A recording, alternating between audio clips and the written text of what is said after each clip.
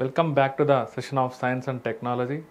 Friends, మనం ఈ competitive exam సంబంధించి సైన్స్ అండ్ టెక్నాలజీలో ప్రీవియస్ సెషన్స్లో స్పేస్ టెక్నాలజీ గురించి మనం చూసాం. అంతకు ముందు సెషన్స్లో డిఫెన్స్ టెక్నాలజీ గురించి మనం చూసాం.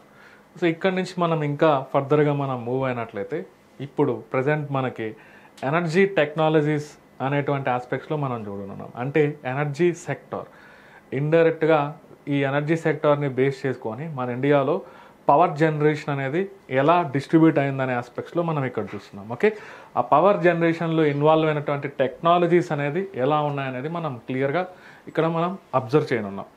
ఎనీహౌ, మనకి క్లియర్గా మనం చూసినట్లయితే ఈ ఎనర్జీ సెక్టార్ కిందకే మనం డిఫరెంట్ ఎనర్జీస్ని మనం ఒకసారి కన్సిడర్ చేయాల్సిన అవసరం ఉంది. సో ఎనర్జీ సెక్టార్కి సంబంధించి మనం అందులో ఉన్నటువంటి టెక్నాలజీస్ గురించి మనం డిస్కస్ చేసే ముందర, so first of all what is energy అనేది ఒకసారి మనం గుర్తు చేసుకోవాల్సిన అవసరం ఉంది ఇక్కడ. ఓకే, సో ఎనర్జీ మనం చిన్నప్పుడు అంటే స్కూల్ బుక్స్లో మనకి బేసికల్గా law of conservation of energy అనేది ఒక ప్రిన్సిపల్ అనేది మనం చూస్తూ ఉంటాం. Okay, energy neither can be created nor destroyed, but it can be transformed from one form to another form అంటున్నాం ఇండైరెక్ట్గా. ఓకే, శక్తిని మనం సృష్టించలేము, అలానే వినాశనము చేయలేము, కానీ దాన్ని ఒక రూపం నుంచి ఇంకొక రూపంలోకి మనం మార్పు చెరిగించవచ్చు. సో దాన్నే మనం లా ఆఫ్ కన్జర్వేషన్ ఆఫ్ ఎనర్జీ అని మనం చెప్పొచ్చు. ఓకే, సో ఇక్కడ దీన్ని బేస్ చేసుకొనే ఈ ఎనర్జీ టెక్నాలజీస్ అన్నీ ఇన్వాల్వ్ అయి ఉంటాయని మనం చెప్పుకోవచ్చు. సో ఇన్ టర్మ్స్ ఆఫ్ ఎనర్జీని మనం ఒక డెఫినేషన్ వైజ్లో మనం చూస్తే, okay, energy is nothing but capacity to do work అని మనం చెప్పొచ్చు. పని చేసేటువంటి ఒక సామర్థ్యాన్ని శక్తి అని మనం చెప్పొచ్చు. ఇక్కడ క్లియర్గా అదే ఉంది మీరు చూస్తే. So energy is the capacity for doing work. Energy can be defined as the measure of the potential of a system to do work అంటున్నారు ఇండైరెక్ట్గా. ఓకే, సో ఎనర్జీ దీన్ని మనం ఇక్కడ మనం చూస్తే ఇక్కడ టెక్నాలజికల్ ఆస్పెక్ట్స్లో ఇక్కడ మనం డిస్కస్ చేస్తున్నాం కాబట్టి ఫస్ట్ థింగ్ ఎనర్జీ రీసోర్సెస్, శక్తి అనేది ఎలాంటి వనరుల రూపంలో మనకి లభిస్తూ ఉంటుందనేది ఒక క్లాసిఫికేషన్ వైజ్ మనం చూడాలి. సో ఫస్ట్ మనకి ఎనర్జీ రీసోర్సెస్ని మనం ఒకసారి బ్రీఫ్గా ఒకసారి ఎగ్జామిన్ చేయాల్సిన అవసరం ఉంది. ఇక్కడ చూడండి friends clearly. Okay, so energy resources, okay, ఈ శక్తి అనేది మనకి ఎలా లభిస్తుంది అనేది ఇక్కడ మనం చూస్తున్నాం.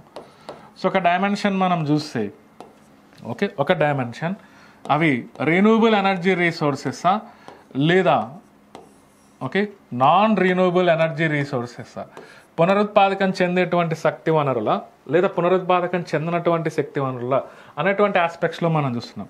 ఇంకో క్లాసిఫికేషన్, ఆ శక్తి వనరులు ఫాజిల్ ఫ్యూయల్సా, శిలాజ ఇంధనాల వర్సెస్ అంటున్నాం నాన్ ఫాజిల్ ఫ్యూయల్స్, శిలాజేతర ఇంధన వనరుల, ఈ ఆస్పెక్ట్స్లో మనం చూస్తున్నాం. ఇంకొక ఆస్పెక్ట్స్లో మనం చూస్తే ఇలా ఒక్కొక్క దాన్ని మనం సైంటిఫిక్గా ఎగ్జామిన్ చేస్తూ వెళ్తే ఒకటేమంటున్నాం renewable energy resources or non renewable energy resources. So ఇంకొక వేలో fossil fuels or non fossil fuels అంటున్నాం. అదేవిధంగా ఇంకొక వేలో మనం చూస్తే క్లియర్గా కన్వెన్షనలా నాన్ కన్వెన్షనలా, నాన్ కన్వెన్షనలా. సో ఇలా మనం చూడొచ్చు. ఇంకొక వేలో మనం చూస్తే అవి క్లీన్ ఎనర్జీసా అనే ఆస్పెక్ట్స్లో మనం ఇక్కడ చూడాల్సిన అవసరం ఉంది. సో క్లీన్ ఎనర్జీ రీసోర్సెస్సా, సో దాని మీనింగ్ ఏం లేదు, clean energy name it self indicates. Okay, so మనం ఎన్విరాన్మెంట్కి డ్యామేజ్ అవ్వకుండా, ఎన్విరాన్మెంటల్ ప్రాబ్లమ్స్ క్రియేట్ అవ్వకుండా ఏదైనా ఒక ఎనర్జీ రీసోర్సెస్ కింద మనం అబ్జర్వ్ చేస్తే వాటినే క్లీన్ ఎనర్జీస్ అనవచ్చు. ఇండైరెక్ట్గా రిన్యూవబుల్ ఎనర్జీ రీసోర్సెస్ అనేది క్లీన్ ఎనర్జీ కిందకి మనం చెప్పొచ్చు. ఓకే, దానివల్ల ఎన్విరాన్మెంట్కి డ్యామేజ్ అయ్యేటువంటి carbon dioxide, oxides of nitrogen, oxides of sulphur, particulate matter ఇలాంటివన్నీ ఏమీ రిలీజ్ అవ్వవు. సిమిలర్లీ న్యూక్లియర్ ఎనర్జీ అనేది కూడా మనం క్లీన్ ఎనర్జీ అని మనం చెప్పొచ్చు. న్యూక్లియర్ ఫ్యూజన్ని బేస్ చేసుకొని మనం ఎనర్జీ ప్రొడ్యూస్ చేస్తున్నాం అంటే అక్కడి నుంచి మనకి ఎనర్జీ రిలీజ్ అవ్వడంతో పాటు అక్కడి నుంచి ఎన్విరాన్మెంట్కి డ్యామేజ్ అయ్యేటువంటి కార్బన్ డైఆక్సైడ్ కానీ, సో కార్బన్ మోనాక్సైడ్ కానీ, అదేవిధంగా ఆక్సైడ్స్ ఆఫ్ నైట్రోజన్ కానీ, ఆక్సైడ్స్ ఆఫ్ సల్ఫర్ కానీ, పార్టిక్యులేట్ మ్యాటర్ కానీ అలాంటివన్నీ రిలీజ్ అవ్వవు. So nuclear energy, so energy సెక్టార్లోనే న్యూక్లియర్ టెక్నాలజీ అనేది మనం సపరేట్గా స్టడీ చేయాల్సిన అవసరం, very very important. Okay, so అలాంటివి క్లీన్ ఎనర్జీ అని మనం చెప్పొచ్చు. ఒకసారి దీన్ని బ్రీఫ్గా మనం అనుకున్నట్లయితే అసలు రిన్యూవబుల్ ఎనర్జీ అంటే ఏంటి, నాన్ రిన్యూవబుల్ ఎనర్జీ అంటే ఏంటి అనేది ఇక్కడ మనం చూడాలి క్లియర్గా. ఓకే, ఇక్కడ మనకి ఒకసారి ఈ క్లాసిఫికేషన్ కనుక మీరు అబ్జర్వ్ చేస్తే renewable energy, non renewable energy. So name it self indicates, పేరులోనే ఉంది. ఒక renewable energy can be replaced by natural process in a short amount of time are can be recycle.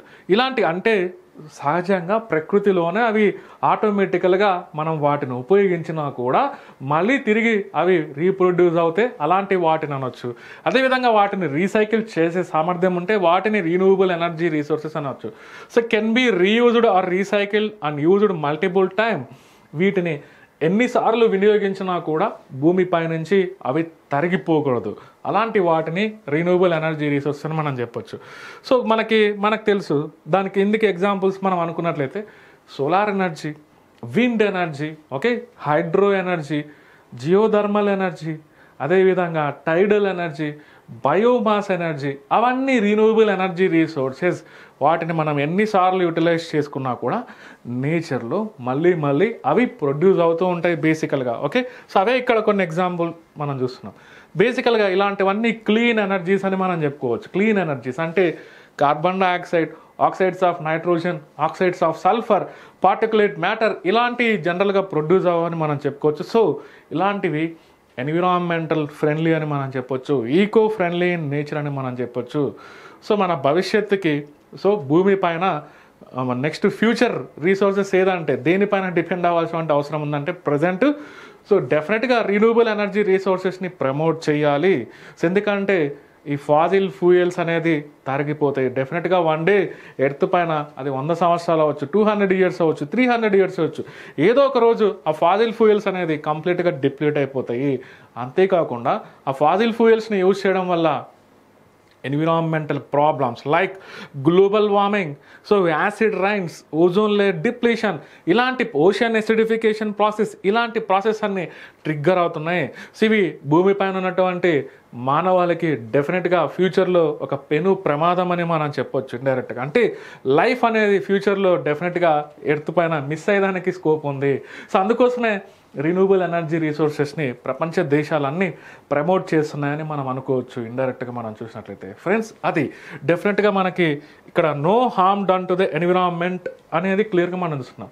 ఇంకా నాన్ రిన్యూవబుల్ ఎనర్జీ రిసోర్సెస్ ఒకసారి వాటిని use చేస్తే మనం మళ్ళీ దాన్ని రీప్లేస్ చేయలేము, అంత ఈజీ కాదు. అలాంటి రీప్లేస్ అవ్వాలంటే కొన్ని లక్షల సంవత్సరాలు పడుతుంది. అలా ఆ ఆస్పెక్ట్స్లో థింక్ చేస్తే వాటిని నాన్ రిన్యూవబుల్ ఎనర్జీ రిసోర్సెస్ ఒకసారి మనకి యూజ్ చేసిన తర్వాత మళ్ళీ వాటిని రీప్రొడ్యూస్ చేయకుంటే వాటిని నాన్ రిన్యూవబుల్ అంటున్నాం. So these are the natural resources that either cannot be replaced or may take millions of years to replace by natural processes like coal and crude oil అనేది ఉంది క్లియర్గా. దట్ మీన్స్ ఇండైరెక్ట్గా ఆ sentence ఏం చెప్తుందంటే fossil fuels అనేది మనకి indirect indication అని మనం చెప్పొచ్చు. ఫాజిల్ ఫ్యూయల్స్ అనేది ఒక బెస్ట్ ఎగ్జాంపుల్ శిలాజ ఇంధనాలు అనేది మనం చూసినట్లయితే ప్రత్యేకంగా. Okay, so cannot be reused or recycle. వాటిని ఒకసారి మనం యూజ్ చేసిన తర్వాత మళ్ళీ దాన్ని రీప్లేస్ చేయలేమనేది గమనించాలి. సమ్ ఆఫ్ ద ఎగ్జాంపుల్స్ మనం చూస్తే మనం అంటున్నాం ఫాజిల్ ఫ్యూయల్స్ ప్రత్యేకంగా దీని కిందకి మనం చూస్తే, ఓకే, ఫాజిల్ ఫ్యూయల్స్ ఇందులో మనకి సో ప్లాంట్స్ నుంచి వచ్చేటి, అనిమల్స్ నుంచి వచ్చేటి మనం చూడొచ్చు. ప్లాంట్స్ నుంచి అనుకోండి ప్రత్యేకంగా కోల్ అని మనం చెప్పొచ్చు. అనిమల్స్ నుంచి మనం చూస్తే క్రూడ్ ఆయిల్, న్యాచురల్ గ్యాస్, ఇలాంటివి మనం చెప్పొచ్చు. ఇవన్నీ ఫాజిల్ ఫ్యూయల్స్ అని మనం చెప్పుకోవచ్చు క్లియర్గా. ఓకే, సో అవే ఇండైరెక్ట్గా ఇక్కడ రాసున్నాయి అనేది మీరు గమనించాలి. అఫ్ కోర్స్ ఇంకొకటి very very important, so nuclear energy. Okay, మనం ఒక న్యూక్లియర్ ఫిజన్లో యూజ్ చేసేటువంటి యురేనియం రీసోర్సెస్ అవన్నీ మనం చూస్తే అవన్నీ నాన్ రిన్యూవబుల్ కిందకి మనం చూడవచ్చు. ఆఫ్ కోర్స్ న్యూక్లియర్ ఎనర్జీ అనేది ఫాజిల్ ఫ్యూయల్ కిందకి రాదు, యురేనియం రీసోర్సెస్ అనేది, బట్ అది నాన్ రిన్యూవబుల్ ఎనర్జీ రిసోర్స్ అని మనం చెప్పొచ్చు. సో అఫ్ కోర్స్ ఇది న్యూక్లియర్ ఎనర్జీ అనేది సమ్వాట్ క్లీన్ ఎనర్జీ కిందకి మనం కన్సిడర్ చేయొచ్చు. కానీ మిగిలినవన్నీ మనం చూస్తే ఇందులో ఉన్నటువంటి మిగిలినవన్నీ ఈ ఫాజిల్ ఫ్యూయల్స్ ద్వారా పర్యావరణానికి డ్యామేజ్ అనేది జరుగుతుంది ఇండైరెక్ట్గా. ఈరోజు మనం చూసేటువంటి క్లైమేట్ చేంజ్, శీతోష్ణ స్థితి మార్పులకి ఇండైరెక్ట్ కారణం ఎన్నో సంవత్సరాల నుంచి వీటిపైన డిపెండ్ అవ్వడమే అని మనం అనుకోవచ్చు క్లైమేట్ చేంజ్. ఓకే, ఒక లాంగ్ టర్మ్ షిఫ్ట్స్ అని మనం చెప్పొచ్చు. ఓకే, వెదర్ ప్యాటర్న్స్లో రైన్ఫాల్ ఎస్పెషల్లీ టెంపరేచర్ ప్యాటర్న్స్లో, రైన్ఫాల్ ప్యాటర్న్స్లో లాంగ్ టర్మ్ షిఫ్ట్స్ కనుక అబ్జర్వ్ చేస్తూ ఉంటే వాటినే మనం క్లైమేట్ చేంజ్ అని మనం చెప్పొచ్చు. దానికి ఇండైరెక్ట్ రీజన్ ఏంటంటే ఈ ఫాజిల్ ఫ్యూయల్స్ అనవచ్చు. ఇది ఒక క్లాసిఫికేషన్ సమ్ వాట్ మనం చూసినట్లయితే. Okay, renewable energy resources, non renewable energy resources అంటున్నాం. Okay, fossil fuels, non fossil fuels మనం అంటున్నాం ఇందాకనే.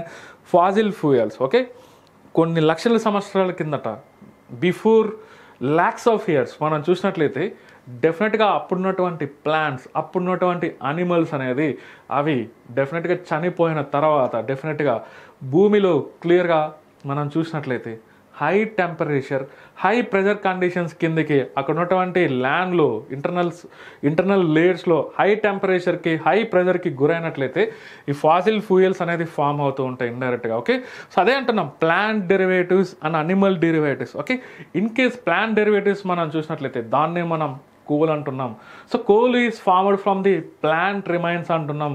ఫాసిల్స్ ఆఫ్ ది ప్లాంట్స్ అని మనం చెప్పొచ్చు క్లియర్గా. ఓకే, సో నెక్స్ట్ మనం చూస్తే ప్రత్యేకంగా అనిమల్ డెరివేటివ్స్ అంటున్నాం. ప్రత్యేక అనిమల్స్, ఫాజిల్స్ ఆఫ్ అనిమల్స్ నుంచి డెవలప్ అయినటువంటి ఫ్యూయల్స్ మనం చూస్తే బెస్ట్ థింగ్ మనకి ఒక న్యాచురల్ గ్యాస్ అనేది మనం చూడొచ్చు, క్రూడ్ ఆయిల్.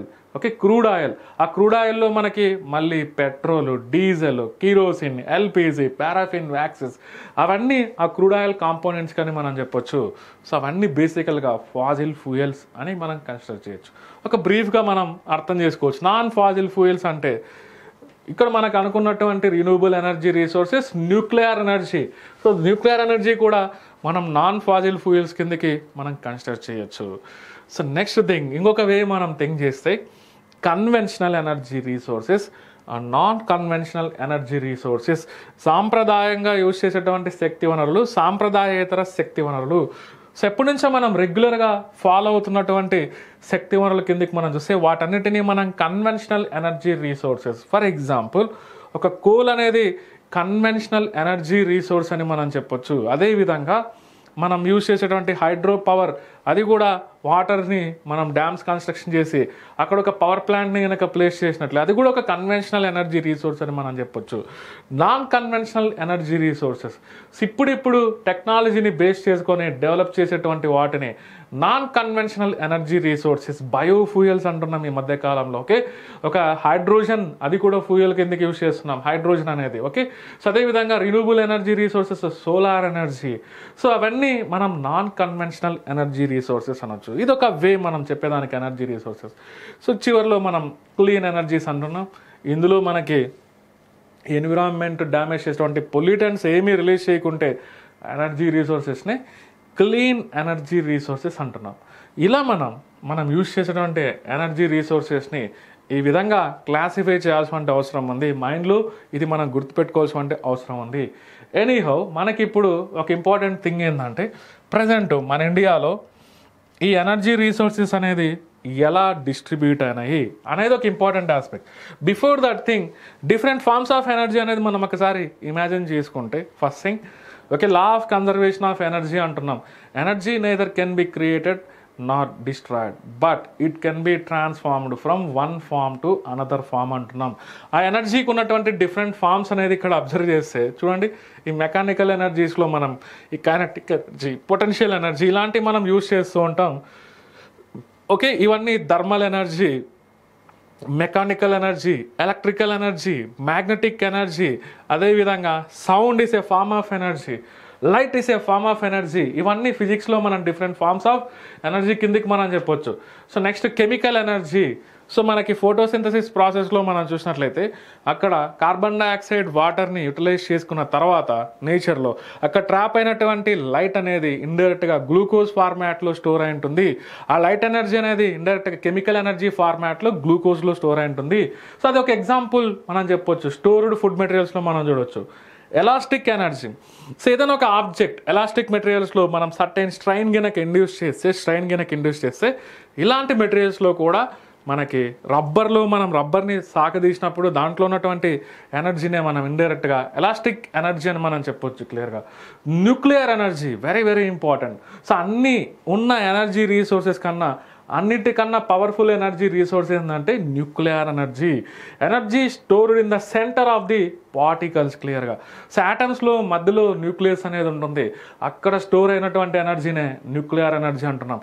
గ్రావిటేషనల్ ఎనర్జీ క్లియర్గా మనం స్పేస్ టెక్నాలజీ గురించి మనం అక్కడ అనుకునేటప్పుడు స్పేస్ టెక్నాలజీలో నేను ఆదిత్య L1 అనేటువంటి ఒక ఎక్స్పెరిమెంట్ గురించి మీకు ఒకటి ఇండికేట్ చేశా. ఎనీహౌ ఒకసారి గుర్తు చేసుకుంటే నేచర్లో ఉన్నటువంటి ఫండమెంటల్ ఫోర్సెస్ 4ని మనం కన్సిడర్ చేయొచ్చు. 4 fundamental forces. So one is gravitational force, week nuclear forces, రెండోది వీక్ న్యూక్లియర్ ఫోర్స్ అంటున్నాం. సో మూడోది ఎలక్ట్రోమాగ్నెటిక్ ఫోర్స్ అంటున్నాం. నాలుగోది మనకి స్ట్రాంగ్ న్యూక్లియర్ ఫోర్సెస్ అంటున్నాం. ఓకే, సో ఉన్న ఫోర్సెస్ ఈ 4 ఫండమెంటల్ ఫోర్సెస్లో వీకెస్ట్ ఫోర్స్ ఏదంటే గ్రావిటేషనల్ ఫోర్స్. అది ఒకటి ఉందా లేదా అనేది కూడా మనం ఎక్స్పీరియన్స్తో మనం చెప్పలేం బేసికల్గా. Okay, weakest force of attraction అంటే గ్రావిటేషనల్ ఫోర్స్ ఆఫ్ అట్రాక్షన్ అని మనం చెప్పొచ్చు. ఓకే, నెక్స్ట్ స్ట్రాంగ్ ఫోర్సెస్ అంటే స్ట్రాంగ్ న్యూక్లియర్ ఫోర్సెస్. డెఫినెట్గా యాటంలో న్యూక్లియస్ అనేది ఉంది, అందులో న్యూక్లియాన్స్ అనేది ఉంటుంది. సో వాటి మధ్య బైండ్ అయినటువంటి ఆ స్ట్రాంగ్ ఫోర్సెస్నే మనం ఇండైరెక్ట్గా వాటి మధ్య బైండ్ అయినటువంటి ఆ స్ట్రాంగ్ రిపల్సివ్ ఫోర్సెస్నే, ఇంటర్నల్గా ఉన్నటువంటి ఆ ప్రోటాన్స్ మధ్య ఉన్నటువంటి స్ట్రాంగ్ రిపల్సివ్ ఫోర్సెస్నే స్ట్రాంగ్ న్యూక్లియర్ ఫోర్సెస్ అనొచ్చు. అన్నిటికన్నా పవర్ఫుల్ ఫోర్స్ ఏదంటే నేచర్లో స్ట్రాంగ్ న్యూక్లియర్ ఫోర్సెస్ అని మనం చెప్పొచ్చు. అలాంటి ఫోర్సెస్ని బౌండ్ చేస్తూ నేచర్లో సర్టైన్ ఎనర్జీ అనేది న్యూక్లియస్లో ఉంది. సో యాటమే చాలా చాలా చిన్న లెవెల్లో ఉంటుంది, నానో లెవెల్లో ఉంటుంది. సో ఇంకా ఫెర్మి న్యూక్లియస్ సైజ్ అంటే బేసికల్గా ఫెర్మి అనేటువంటి టర్మ్ మనం ఇండికేట్ చేసుకుంటాం 10⁻⁻15 బేసికల్గా. అంత స్మాల్ ప్లేస్లో ఈ స్ట్రాంగ్ న్యూక్లియర్ ఫోర్సెస్ అనేది బైండ్ అయి ఉన్నాయి. ఆ ఫోర్సెస్ని ఇండైరెక్ట్గా బ్యాలెన్స్ చేస్తూ నేచర్లో న్యూక్లియర్ ఎనర్జీ అనేది ఒకటి ఉంది బేసికల్గా. ఓకే, అన్నిటికన్నా పవర్ఫుల్ ఎనర్జీ అని మనం చెప్పొచ్చు న్యూక్లియర్ ఎనర్జీ అనేది బేసికల్గా. సో దాన్ని మనం అర్థం చేసుకోవాలంటే కరెక్ట్గా ఓకే, ఒక 1 గ్రామ్ యురేనియంని కనుక మనం న్యూక్లియర్ ఫిజన్ రియాక్షన్లో ఇన్వాల్వ్ చేస్తే దాదాపుగా ఏమంటున్నా ఇక్కడ 1 గ్రామ్ యురేనియంని కనుక మనం న్యూక్లియర్ ఫిజన్ రియాక్షన్లో ఇన్వాల్వ్ చేస్తే అక్కడి నుంచి ఎంత ఎనర్జీ ప్రొడ్యూస్ అవుతుందో అంతే ఈక్వలెంట్ ఎనర్జీ అనేది ఒక 4500 kg ఆఫ్ కోల్ని మనం బర్న్ చేస్తే అంతే ఎనర్జీ ప్రొడ్యూస్ అవుతుంది. Just imagine 4.5 ton of coal ఎక్కడ, 1 గ్రామ్ యురేనియం ఎక్కడ. So 1 gram uranium is equal to the 4.5 ton of coal in terms of energy అని మనం చెప్పొచ్చు. అంత పవర్ఫుల్ ఎనర్జీ అని మనం చెప్పొచ్చు న్యూక్లియర్ ఎనర్జీ. ఓకే, సో దీన్ని బోత్ డిస్ట్రక్టివ్ పర్పస్ కోసం మనం యూజ్ చేయొచ్చు, కన్స్ట్రక్టివ్ పర్పస్ కోసం మనం యూజ్ చేయొచ్చు. ఓకే, టెక్నాలజికల్ ఆస్పెక్ట్స్లో ఈ న్యూక్లియర్ ఎనర్జీ అనేది చాలా చాలా ఇంపార్టెంట్. దీనిపైన మనల్ని ఫ్రీక్వెంట్గా కాంపిటేటివ్ ఎగ్జామ్స్లో క్వశ్చన్స్ అనేది అడుగుతూ ఉంటారు. సో దాని గురించి మనం ఫర్దర్గా మనం చూడనున్నాం. So okay, anyhow energy resources అంటే బ్రీఫ్గా ఇదంతా మనకి మైండ్లో ఉండాలి కాబట్టి నేను చెప్పాను బేసికల్గా. ఇదంతా ఫిజిక్స్లో మనం చూస్తూ ఉంటాం. Anyhow okay, so law of conservation of energy ప్రిన్సిపులే ఇక్కడ అప్లై అవుతుంది. ఓకే, సేమ్ అదే ప్రిన్సిపల్ ఇక్కడ కూడా అప్లై అవుతుంది. మనం యూజ్ చేసేటువంటి ఎనర్జీ రిసోర్సెస్ని అల్టిమేట్గా ఎలక్ట్రికల్ ఎనర్జీ కిందకి, ఎలక్ట్రిసిటీ కిందకి కన్వర్ట్ చేసి మనం పవర్ జనరేషన్లో యూజ్ చేస్తుంటాం అనేది గమనించాలి బేసికల్గా. సో ఈ టర్మ్స్లో మనం ఆలోచిస్తే ఒకసారి క్లియర్గా, సో మన ఇండియాలో ఎనర్జీ ఇన్స్టాలేషన్ అనేది ఎలా ఉంది, మన భారతదేశంలో ఇన్స్టాలేషన్ అంటే పవర్ ఇన్స్టాలేషన్. బేసికల్గా దీన్ని ఈ పవర్ని మనం ఫిజిక్స్లో వాట్ అనేటువంటి టర్మ్స్లో మనం ఇండికేట్ చేస్తుంటాం. ఇక్కడ గిగావాట్ అనేటువంటి టర్మ్లో ఇండికేట్ చేస్తున్నాం. ఇక్కడ మీరు గుర్తుపెట్టుకోవాల్సింది ఏంటంటే 1 gigawatt equal to 1000 megawatt. So 1 gigawatt equal to 1000 megawatt అని వచ్చింది డైరెక్ట్గా. సో నీహో గిగావాట్స్లో మన భారతదేశంలో ఈరోజు మనకున్నటువంటి పవర్ ఇన్స్టాలేషన్లో ఎంత ఉంది అంటే దాదాపుగా 408 గిగావాట్. అంటే ఈ వాల్యూ చేంజ్ అవుతూ ఉంటుంది. జస్ట్ మనం ఇప్పుడు గూగుల్లో సెర్చ్ చేస్తే 400+ వాల్యూ అనేది మనం కనిపిస్తూ ఉంటుంది. ఈ వాల్యూ అనేది కొంత అటు ఇటు చేంజ్ అవుతూ ఉంటుంది, పెరుగుతూ ఉంటుంది. సో 2024లో ఒకటి ఉండొచ్చు, 2025లో ఉండొచ్చు. But present as per 2023 March వరకు మనం చూసినట్లయితే ఈ 408 గిగావాట్ అనేది ఖచ్చితంగా మనకి మైండ్లో ఉండాలి. సో ఓవరాల్గా మన భారతదేశంలో పవర్ ఇన్స్టాలేషన్ ఎంత ఉంది అంటే ఈ 408 గిగావాట్ అనేది ఉంది ప్రజెంట్ మనం చూస్తే. అది ఎలా డిస్ట్రిబ్యూట్ అయిందనేది మనకి ఇక్కడ ఇంపార్టెంట్ థింగ్ మనం చూసినట్లయితే. సో అది ఒకటి ఫాజిల్ ఫ్యూయల్స్ ఫామ్లో ఉంది ఇండైరెక్ట్గా. ఓకే, ఫాజిల్ ఫ్యూయల్స్ ఫార్మాట్లో ఉంది.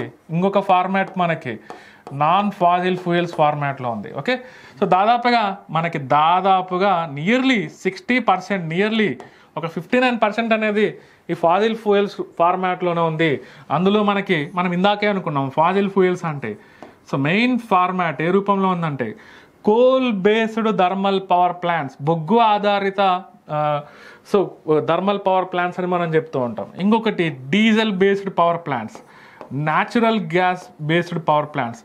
ఈ మూడు కలిపి దాదాపుగా 60% అనేది డిస్ట్రిబ్యూట్ అయింది. సో మెజారిటీగా ఈ రోజుకి కూడా 50% ప్లస్ ఎనర్జీ ప్రొడక్షన్ అనేది, ఎనర్జీ ఇన్స్టాలేషన్ అనేది మన ఇండియాలో దాదాపుగా 55% అనేది కోల్ పైన డిపెండ్ అవుతుంది అనేది గమనించాలి. సో నెక్స్ట్ థింగ్ ఇక్కడ నాన్ ఫాజిల్ ఫ్యూయల్స్ కిందకి మనం చూస్తే solar energy, wind energy, so hydro energy, solar energy, wind energy, hydro energy, biomass energy, nuclear energy రూపంలో ఉంది. సో ఇది దాదాపుగా 40% ప్లస్ ఫామ్లో మనకి నాన్ ఫాజిల్ ఫ్యూయల్స్ ఎనర్జీ అనేది ఉంది మన ఇండియాలో, ఆల్రెడీ ఇన్స్టాలేషన్లో ఉంది. సో అందులో టాప్లో మనకు చూస్తే దాదాపుగా ఈరోజు మనకు చూస్తే నియర్లీ అప్రాక్సిమేట్ వాల్యూస్ ఇవన్నీ మనం చూస్తే ఇవన్నీ చేంజ్ అవుతుంటాయి. ఒక్కొక్క వెబ్సైట్లో ఒక్కొక్క వాల్యూస్ కనిపిస్తూ ఉంటాయి. బట్ మనకి మెయిన్ గవర్నమెంట్ సోర్సెస్ని బేస్ చేసుకొని నేను ఇక్కడ ఇండికేట్ చేస్తున్నాను. సోలార్ ఎనర్జీ అనేది దాదాపుగా మనం ఆల్రెడీ మన భారతదేశంలో ఒక 55 గిగావాట్ అనేది ఇన్స్టాలేషన్లో పెట్టాం. సో విండ్ ఎనర్జీ మనకి దాదాపుగా ఒక 46 గిగావాట్ అనేది ఉంది. హైడ్రో పవర్లో మనకి స్మాల్ హైడ్రో పవర్ ఉంది, లార్జ్ హైడ్రో పవర్ ఉంది, రెండు కంట్రిబ్యూషన్ ఉంది. లార్జ్ హైడ్రో పవర్ మనకి ఒక 46 ఉంటే స్మాల్ హైడ్రో పవర్ మనకి 5 గిగావాట్ అనేది ఉంది క్లియర్గా మనం చూసినట్లయితే. సో బయోమాస్ ఎనర్జీ 10 గిగావాట్ ఉంది. న్యూక్లియర్ ఎనర్జీ 7 గిగావాట్ అనేది ఉంది క్లియర్గా మనం చూసినట్లయితే. ఎనీహౌ ఇవన్నీ కౌంట్ చేస్తే మనకి అప్రాక్సిమేట్గా ఓకే 55, 100 ఒక 150, 151, 161, నియర్లీ 168, 169 అనేది మనకు క్లియర్గా అర్థమవుతుంది. 168 గిగావాట్ అంటే 408లో 168 అంటే నియర్లీ 40% అని మనం చెప్పొచ్చు క్లియర్గా. ఓకే, రిమైనింగ్ థింగ్ ఆ 240 గిగావాట్ అనేది మనకు చూస్తే ఈ రూపంలో ఉంది, ఫాజిల్ ఫ్యూయల్స్ రూపంలో ఉంది బేసికల్గా. సో మెజారిటీగా ఈ రోజుకి కూడా మన భారతదేశం అనేది దీనిపైన ఎక్కువ డిపెండ్ అవుతున్నాం. బట్ దీని వాల్యూ అనేది ఇంక్రీజ్ అవుతుంది. సో భవిష్యత్తులో దీని వాల్యూ అనేది డెఫినెట్గా బై ది ఎండ్ ఆఫ్ 2030 మన ఇండియాలో ఒక టార్గెట్ పెట్టుకుంది గవర్నమెంట్. 2030 కల్లా మనం చూస్తే డెఫినెట్గా 50% అనేది ఇది చేంజ్ అవ్వబోతుంది. ఇది 50% అవుతుంది, ఇది 50% అవుతుంది అనేది గమనించాలి ప్యూర్లీ. ఓకే, ఎనీహౌ మనకి కావాల్సింది ఏంటంటే దీని వైపు నుంచి వీటి వైపుకి షిఫ్ట్ అవ్వడమే మన యొక్క మెయిన్ ఇంటెన్షన్. మనమే అని కాదు, ప్రపంచంలో ఏ దేశాలైనా కూడా. ఎందుకంటే వీటి వల్ల అనేకమైనటువంటి పర్యావరణ సమస్యలు, ఎన్విరాన్మెంటల్ ప్రాబ్లమ్స్ క్రియేట్ అవుతున్నాయి. అట్ ది సేమ్ టైం ఇవన్నీ non renewable energy resources. So next దీని వైపు షిఫ్ట్ అవుతుంది. వీటి వల్ల మెయిన్ ఇవన్నీ క్లీన్ ఎనర్జీస్ అని మనం చెప్పొచ్చు. పర్యావరణ ప్రాబ్లమ్స్ అనేది, ఎన్విరాన్మెంటల్ ప్రాబ్లమ్స్ అనేది మినిమైజ్ అవుతున్నాయి క్లియర్గా. సో ఇవన్నీ non fossil fuel based. So future అనేది వీటిపైనే డిపెండ్ అయింది అనేది గమనించాలి. Especially solar energy, wind energy, nuclear energy, biomass energy అనేది ఎనర్జీ సెక్టార్లో ఇంపార్టెంట్ రోల్ అనేది ప్లే చేయనున్నాయనేది గమనించాలి. ఫ్రెండ్స్ ఇక్కడ మనం గుర్తుపెట్టుకుంటే ఈ వాల్యూ ప్రజెంట్ మన ఇండియాలో ఎనర్జీ పవర్ డిస్ట్రిబ్యూషన్ అనేది ఇలా ఉంది, ఇంత ఫార్మాట్లో ఉంది అంటున్నాం. 400 పవర్ ఇన్స్టాలేషన్ అనేది 408 గిగావాట్లో ఉంది. సో యాక్చువల్గా అందులో ఇది 40%, ప్రజెంట్ మనకి 168 గిగావాటే ఉంది అంటున్నాము. కానీ మన గవర్నమెంట్ 2030కి మనం చూస్తే 2030 కల్లా సో మన ఇండియాలో ఓకే 50% అనేది non fossil fuel based energy అనేది ఉండాలి. అంతేకాకుండా 500 గిగావాట్ క్లియర్గా. సో కొత్త టార్గెట్ ఏంటంటే ఈ 168 అనేది మన ఇండియాలో 500 గిగావాట్ అనేది ఉండాలనేది మన గవర్నమెంట్ దగ్గర ఉన్నటువంటి కొత్త టార్గెట్, మన ముందు ఉన్నటువంటి కొత్త టార్గెట్ అని మనం చెప్పుకోవచ్చు friends clearly. Okay 500 gigawatt. So యాక్చువల్గా మన గవర్నమెంట్ ఆఫ్ ఇండియా మనకి ఈ 2022 అయిపోయింది క్లియర్గా, ఈ ఇయర్ అనేది అయిపోయింది. సో ఈ 2022 ఇయర్ అనేది మనం చూస్తే 175 గిగావాట్ అనేది ఒక టార్గెట్ పెట్టుకుంది మన ఇండియాలో. 2022 డిసెంబర్ నాటికి ఈ 175 గిగావాట్ అనేది ప్యూర్లీ రిన్యూవబుల్ ఎనర్జీ రిసోర్సెస్ని బేస్ చేసుకొని ఉండాలి అనేది ఒక టార్గెట్ పెట్టుకుంది. కానీ మనం అది రీచ్ అవ్వలేకపోయాము. అందులో మనకు చూస్తే గవర్నమెంట్ పెట్టుకున్నటువంటి టార్గెట్ మనం చూస్తే సోలార్ ఎనర్జీ అనేది 100 ఉండాలి, 100 గిగావాట్ ఉండాలి. విండ్ ఎనర్జీ అనేది 60 గిగావాట్ ఉండాలి. Okay, so next biomass energy అనేది మనం చూస్తే 10 గిగావాట్ ఉండాలి బయోమాస్ ఎనర్జీ. సో అదేవిధంగా స్మాల్ హైడ్రో పవర్ ప్రాజెక్ట్స్ ద్వారా ఒక 5 గిగావాట్ అనేది జనరేట్ చేయాలనేది 2022 టార్గెట్ అని మనం చెప్పుకోవచ్చు ప్రత్యేకంగా. ఇవన్నీ కౌంట్ చేస్తే 175 ఉంటుంది, బట్ ఇది మనం రీచ్ అవ్వలేదు. చూడండి 55 ఉంది.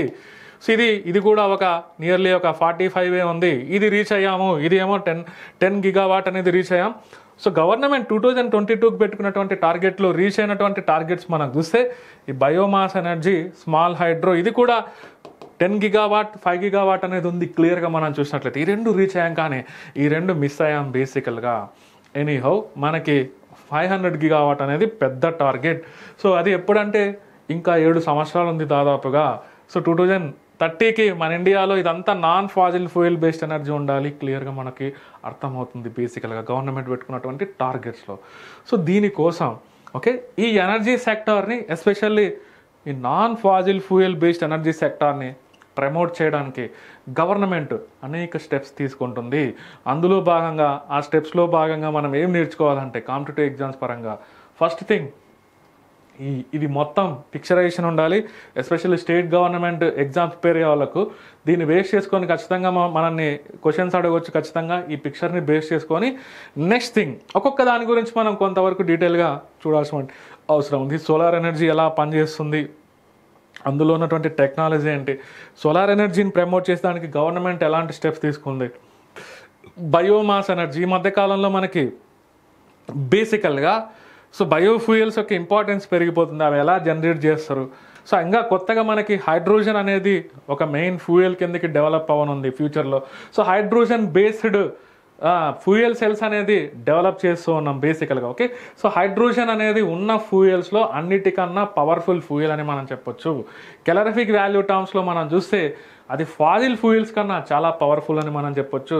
హైడ్రోజన్ని యూజ్ చేయడం వల్ల దాని నుంచి జనరేట్ అయ్యేటువంటి ఎగ్జాస్ట్ వాటర్ తప్పక carbon dioxide, carbon monoxide, oxides of nitrogen, oxides of sulphur ఇలాంటివి ఏమీ ప్రొడ్యూస్ అవ్వవు హైడ్రోజన్ కనుక మనం ఫ్యూయల్ కిందకి యూజ్ చేస్తే.